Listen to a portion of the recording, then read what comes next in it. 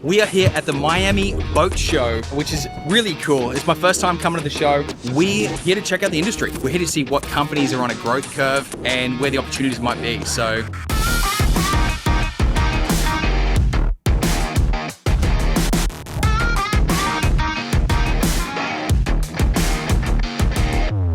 dude, this is just eye-opening.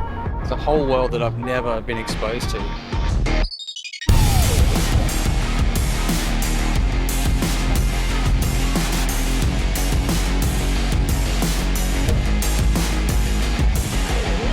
It's cool to see the different types of boats. I'm speaking with some of the engine manufacturers, understanding kind of what's coming into the industry, what the trends are. I think we could build something pretty big in this space pretty quickly.